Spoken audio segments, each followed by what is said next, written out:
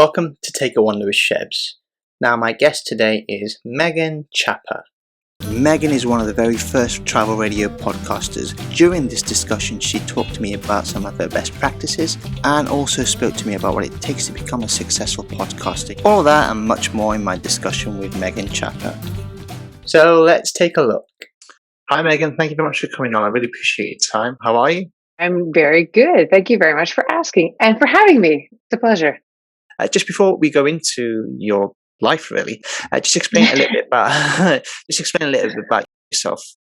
I'm Megan Chapa. I'm host of Travel Radio Podcast, and I'm in Virginia currently, but we just recently moved from Oxford, United Kingdom, where we were for 3 years, and we loved it. And it's another home of ours, and it's in our hearts, and we're missing it greatly right now. So that's a little bit about me and where we are now. We'll come on to a little bit about your past, your present, and what you've got plans for the future. But I like to always take it back and find out where the initial love for travel all began. So for yourself, where did it all begin with you?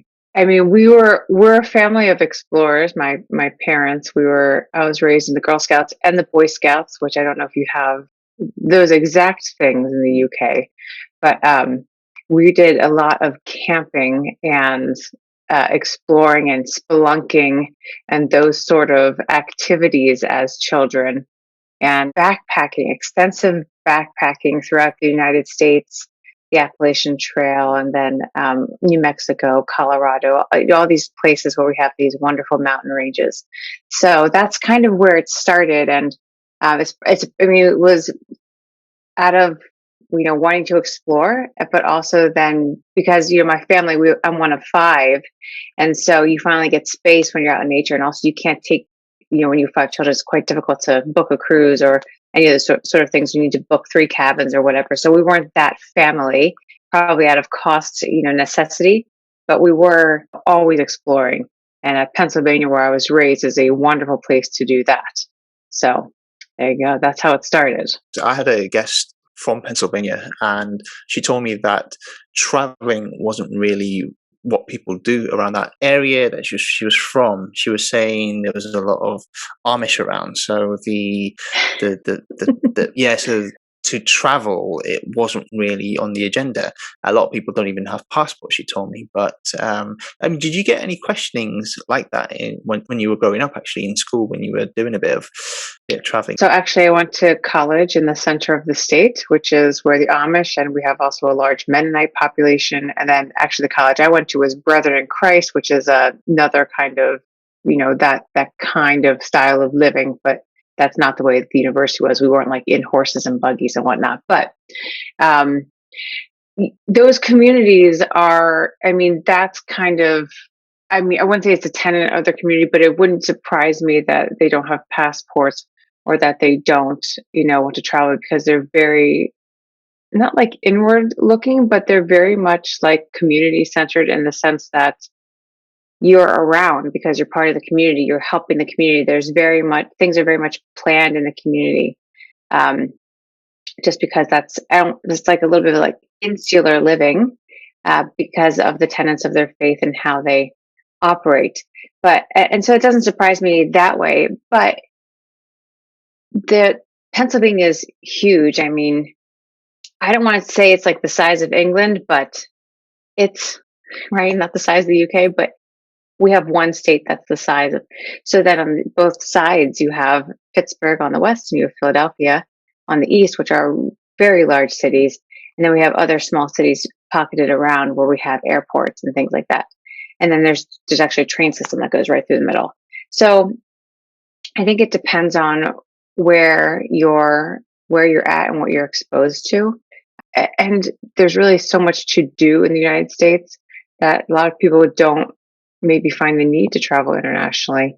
But I don't know. I wouldn't put the blanket statement on the state itself, but it's not surprising in that area that just because they're so community focused that they plan things long term for the community, and also because it's like a farming. There's farming traditions, and so a lot of that happens with the seasons, and so you need to plan to be around. And so I don't think it's not that they don't want to travel, but that the necessity is to be close to home because one of the things that's a tradition in those cultures, like the Amish cultures, Mennonite cultures, is not using modern technology when possible.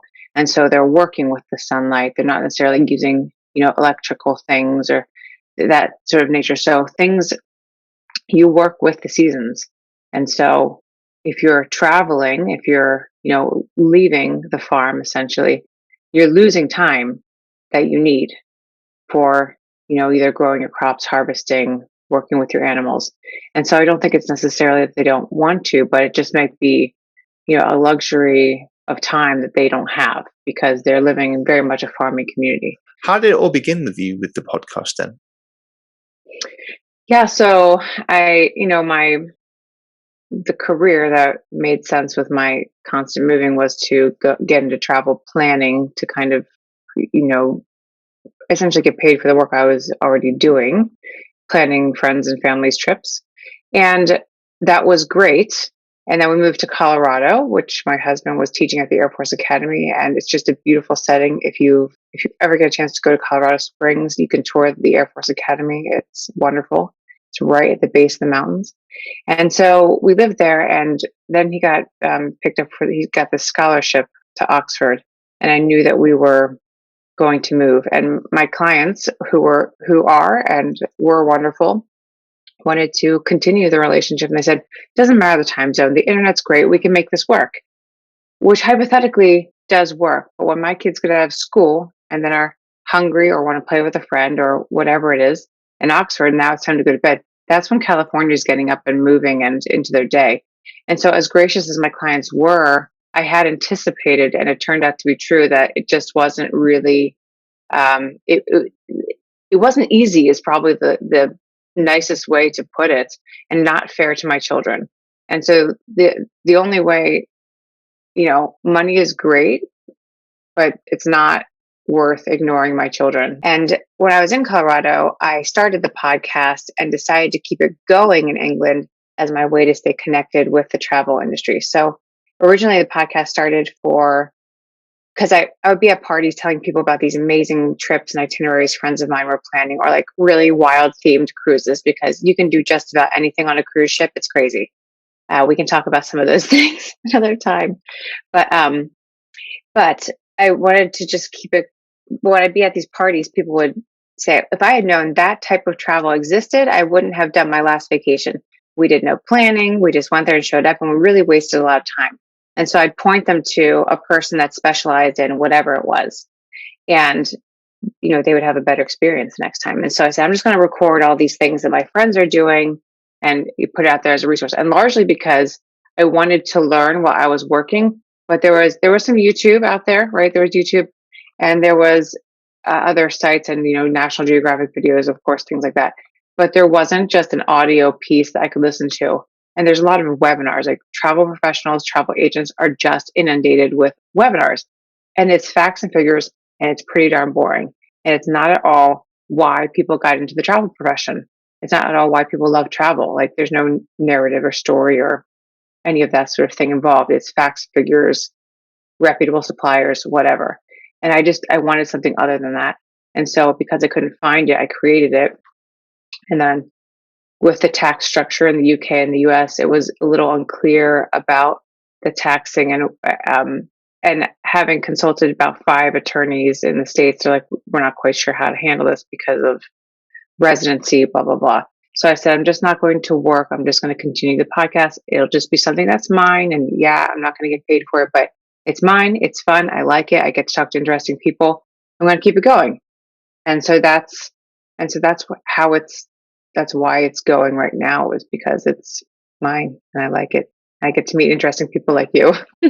You given us the reasons why you started it, but to keep it running, that's the key thing. So a lot of people start podcasts, but they finish it off because trying to get guests, trying to continue topics and whatnot, isn't easy. It's very difficult. For me, it was having a goal, I guess, what I wanted to achieve.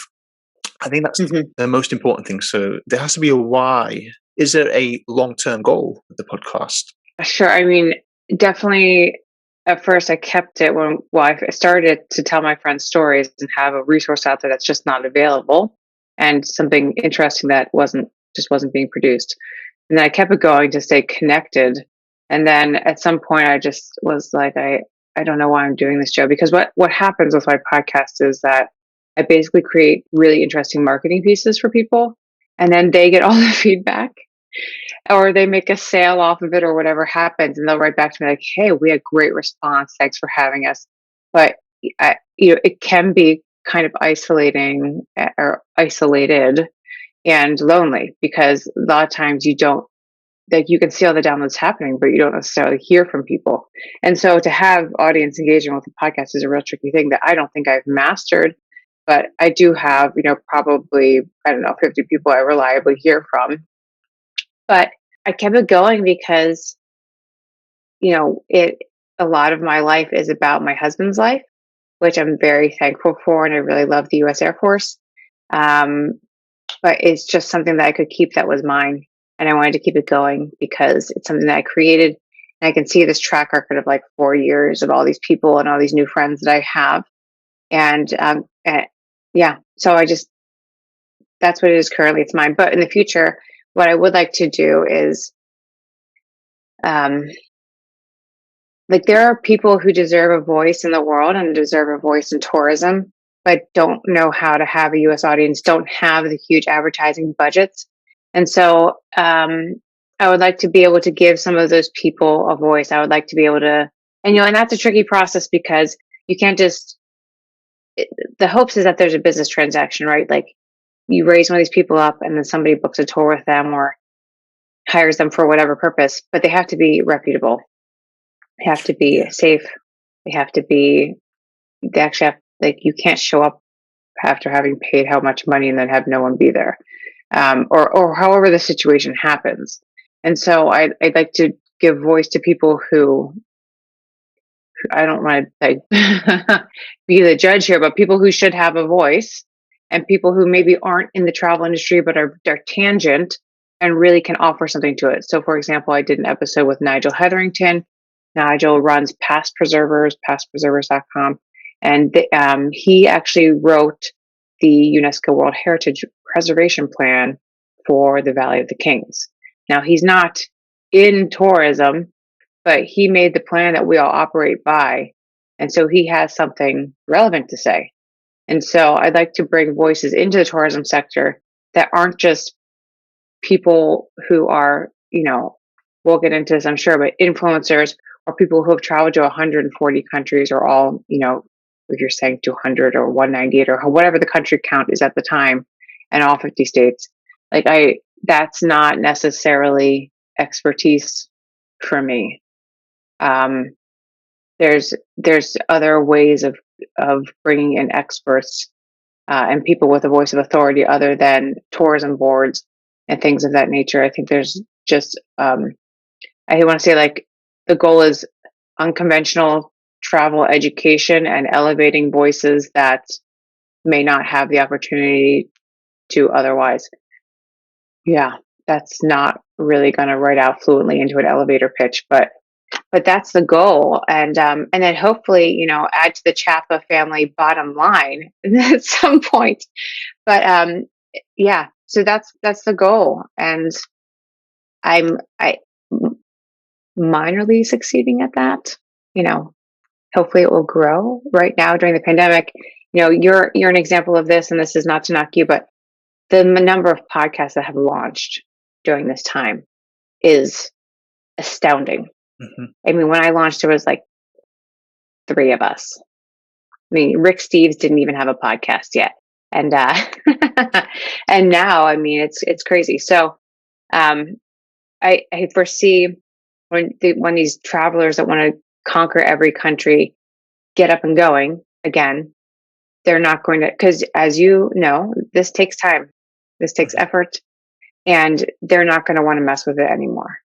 Because when the world opens up, there's pent up demand, and if they're people with itchy feet that just have to go, and they've been locked down, I think they're going to double their time on the road than what they used to have in their office. So I think that some of the podcasts and things that are happening now will fall away. And so maybe then, for your podcast and my podcast and people that are making these efforts to kind of put more reputable voices out into the universe, hopefully those will bubble to the top. So there you go. There's so much you've said there I want to uncover. So where do I first start? So I know you said initially that it was your thing. They're saying that the podcast industry is going to be worth maybe 35 billion in a couple of years' time. So you started it a good while back. So you've got a potential of making it work for you. And you mentioned as well, it takes time to build. Absolutely. You have to work for it. It really takes time to build, especially if it's a podcast, anything. So even if you're writing, if you're, I don't know, whatever you do, it doesn't have to be even the travel industry, whatever industry you're in, it takes time to become successful. So same thing. So you're doing this consistently. And one thing I did like what you said, and it's absolutely true, I do the exact same thing, is making sure the guests that you bring on, there's reasons behind bringing them on. What story can they tell? What can they tell us that we've not heard already? The guests that I try and bring on anyway, they don't have to be necessarily big influencers or big personalities. As long as I can see there's a story and I can see a path and it's authentic. The word authentic is very, very important. As you said, there's some podcasts will fade away once we get back to some sort of normality, but the ones that have really put the effort in, it will last. And I'm not saying my podcast, I mean, I've had some notable guests. I like to treat every guest as unique. They've got their unique story to tell. It's important to give voice to the right people. And you and I had a similar guest, the same guest, and she has the opposite opinion, where she says, I don't think you have to be in a country for years in order to really gain expertise in the country or really take in the culture. And I think I'm much more of a slow processor than that. So yeah, I think I choose my guests a little differently than she might if she had her own show. But yeah, it's hard. It's hard. I think you're doing a great job. I love the episodes that you've run, and your questions are very insightful. So yeah, and in that sense, I think that we try to operate a little similarly. So I think that you're going to be wildly successful, and I'm looking forward to that. So yeah, anyway, good luck to you. I think you'll do well. I really appreciate you saying that. And it's a tough field, as you know. It's not easy. But what people don't see actually is, as I was saying to you before, the effort that you put in. So you might see a 40-minute video or 40-minute listen, but it takes me weeks just to get that all prepared. And people watching it who are generally interested can appreciate the work that's gone in. So I can see the work that you've put in, you see, and it's very professional. And I think what you need to think of it is, you need to go, if you're going to start off a podcast, if you're going to start off anything, anything in the travel industry, you have to think of it as a business. I don't know what you think. So at the end of the day, I know you said you started it initially, it was just your thing, but long term as well, if you're going to make it successful, think of it on the business level. You're talking about bringing on reputable guests. So I take it as like, this is my television show, or this is my baby, really, that I do all the due diligence, making sure, it's like a proper show, and I've heard a lot of podcasts. Unfortunately, there's, a lot of travel ones, as you mentioned, that have come out, and I don't want to criticize them too much because they're not, I guess this is like a media thing that we're doing, aren't we? So you're almost, all of a sudden, you become presenters. I'm not saying it's their fault, but if you're going to start something like that, you would have had to have had some sort of skill sets to do it. So I watch a lot of them or listen to a lot of them, and it's very generic questions. There's not really a conversation going. It doesn't really flow. Anything on a long format that you do, you're going to have to engage with someone properly, and you can't wait for the next question to, you've just answered the question there. I can follow up on it. Like when I first started, one of the things I used to do was write down all the questions. I don't even write down the questions anymore because I want it to be as natural as possible. So I probably get 10 to 20 pitches a week that people want to come on the podcast, which is a good sign. I mean, it's being found. However, there are things that are very generic, or like, here's 20 things I want to talk about, or 20 things I could talk about. And for example, there's a series that I'm recording right now, which is it's a deeper dive into Mexico. So let's get off the resort properties.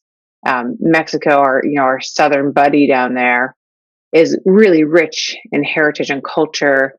And, you can do things other than go to the resorts. There are safe areas you can go, but we've got some stigmas that we're working against. And so I'm recording the series on, like a culture vulture Mexico. Like, let's get deep into this thing. And the thing that I'm saying to people is, I'd rather have 20 minutes talking about one vineyard or one, I don't know, swimming with whale sharks than talk generically about, have 20 minutes or 45 minutes on an entire week's worth of travel. Like, I want to get a really in-depth, set expectations. Is this handicap accessible? What did you observe? What did you feel like? You probably experienced some culture shock because of the different standards of living. Like, get some real perspective and set people up well for their trip. But also, you need to leave a little bit of mystery in there, right? Their trip needs to be authentically their trip. But yeah, I want to do that. But I want to give them some bullet points so that they're prepared for what we're going to talk about. Don't read them. So just like they answer them, but I don't read them. So just like you want to have the authentic conversation, have the authentic reactions. A lot of people that I am interviewing have never done an interview before, and so they're very nervous. And so they want to have the authentic conversation, have the authentic reactions. A lot of people that I am interviewing have never done an interview before, and so they're very nervous. And so they want to, I'll say, do you have any problems with the bullet points? And they'll say no. And they'll say, but then in this story that I want to tell, and they'll start to tell me the story. I was like, stop. Don't tell me the story, because I want to be able to react authentically. And so, I'm the same way. I used to write out way more questions for them so that they would have a very good idea of where it's going. But now it's just kind of some topical bullet points, and we're going to go on some rabbit trails, and that's okay. But I try to do it very narrow now. I used to do very long podcasts, and sometimes I still do. But, there is a certain appeal to, for an audio time limit of maybe a half hour, or whatever the dog walk time or the commute to work time is. Is there any specific guest that you came away from it and thinking, my goodness, that's really inspired me, or it's really opened my eyes to things? Is it anyone that really sticks out? Actually, I had an episode 2 weeks ago, and it was a gal that I've been seeing her post actually on LinkedIn, and I was like, what is her deal? She just keeps posting about Ghana, but her background is like, she's a contractor for the U.S. military, and she was in the U.S. Army, now contracts for the U.S. Navy. So that's probably how we got connected on there. And I said to her, like, what's happening? I want to talk about this trip. And she thought I was a celebrity. I'm like, I am not a celebrity. I just have a microphone and a good computer. But let's talk about this. So, if you look at the podcast, it's called like 23 Reasons to invest in a Ghana heritage tour. And so she was looking to trace her ancestry. And so she was doing all these DNA tests. And the short version is that after all these DNA tests, she was able to track back to a tribe in Ghana. And but the story starts in that she was this child that like asked questions all the time, so much that her mom would just be like, I don't know. I just don't know. Like, go ask another auntie. And so she'd sit by her grandmother at all the family reunions and just connect the people dots. And eventually it would come back to great grandmother Easter. And she'd say, okay, now who were grandma, great grandmother, great great grandmother Easter's parents? And they would say she didn't have parents. And eventually, when she got to about third grade, one of the things we do in our curriculum is, tracing your lineage. And can you trace your lineage back to the founding fathers? How far can you trace it? And so at a very young age, she had to confront the fact that her great great grandmother, who was alive when she was born, and this woman is not, I mean, she's middle aged, she's not, she's not very old, was a freed slave. And so, she has me like tearing up and crying. I'm going to get upset again. Sorry, I cry easy apparently. The older I get, but that, slavery is just not that far. Like within 100 years, there were freed slaves alive in the United States. And it's just wild to me that it's not that far in the past. And we've had a couple conversations offline about it, just because it's stuck with me, and we've talked about her episode, and I'm going to actually pitch it to a couple travel magazines. But just, she's confronted it, at the early age when she was in third grade. So that's just about 9 or 10. And, it's causing me to just think about the horrible treatment of people. And for her, she's processed that as a 10-year-old. And so anyway, it's just really, it's not this, I knew we were starting with the DNA test, but I didn't realize we were starting with her enslaved great great grandmother, who was alive when she was born. And so it's just, you get surprised and you uncover some things because, again, it's about the people. And you ask someone long enough, there's something unique in their background. Like there's something there. And so that's not what I expected to uncover. But it has had, and she's just like, why don't you come with us? She's like, she's like, and I said, who's welcome on this? She's like, everyone, come, you should come. Everybody should come. It's not like anyway, still very kind and inclusive and all that sort of thing, as I would, of course she is that way. She's that person. But, I just didn't expect to come across that. So that's the one that sticks out most recently. I'm looking forward to the growth of your podcast, so it'll be great to see where it heads to. How else would you like to expand? You've doing the podcast now. Would you like to go back into doing a bit more writing, I guess? I don't know, photography maybe? Your own television show maybe? I don't know that there's a market for middle-aged white ladies in television. However, I mean, if that came across, that would be a lot of fun, I think.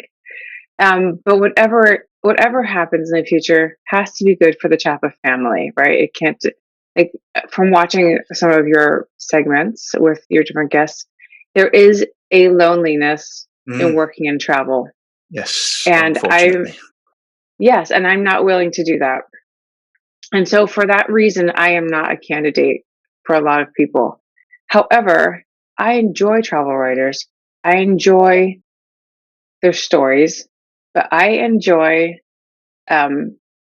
people's countenance, because hearing their voice and even seeing people on video, like, I guess actors can act, right? And if you can see yourself, you can kind of gauge it. What am I looking like? My hair's not right, whatever. But I think there's a little bit of a let your guard down when it's just your voice, because you're just having a dialogue with someone. And I think that you can catch someone's countenance pretty well that way. And so I honestly would love to work with a travel publication and take what they've printed and get that travel writer, and let's talk it out. Let's talk that article out. Because if you have writing content, if you have a blog, you have podcast content. And if people can't read all the time, people want audio content. People might want to hike and they don't want to listen to music. Maybe they want to learn about the destination, or like, I was driving to Stonehenge. I wanted to learn about Stonehenge. Stonehenge has a podcast that you can listen to and learn about Stonehenge on your way to Stonehenge. And I think that, I don't know. I just think that would be really exciting, because, like, I know the Cotswolds really well. I know Oxford really well. I know the regions that we've lived in really well. I don't tend to tell my own stories very well. Like if you were to interview me, I'd probably do a pretty good job, but just one-on-one talking, like just, I don't know, like a verbal audio dump of Megan Chapa is like too much navel gazing. I don't think I'm that interesting, but I would love to continue to have these dialogues, and I would love to turn some of that existing content into audio form, because there are a lot of great travel publications out there that don't have a podcast. I think you should take on one. I should take on another, and we should capture those stories. So I don't know what the future has for Megan Chapa. I'm going to keep going. I do have actually a couple articles that I've pitched, and I have a couple articles being written about me in a couple publications. So that's exciting. But the goal actually is to do more writing and to take some of the things I'm interviewing about and turn them into writing projects. And so I don't know, but collaboration is kind of the goal for 2021.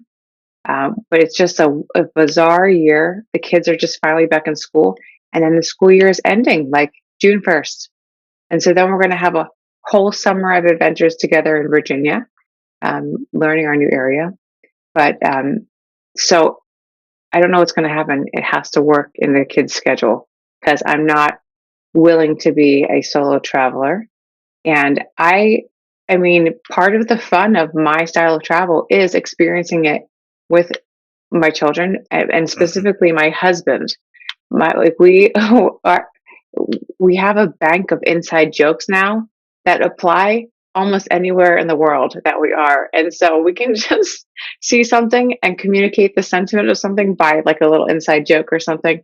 And I've done some solo travel where I've been somewhere and been like, I have a zinger and no one here will get it. So I would love to do travel, but there are some restrictions in my life, and especially in regards to our military life. So I don't know what's going to happen, but but the tourism industry has been a good home for me as a roaming military spouse, and I look forward to whatever that next chapter is, and I don't know what that is, but it's exciting.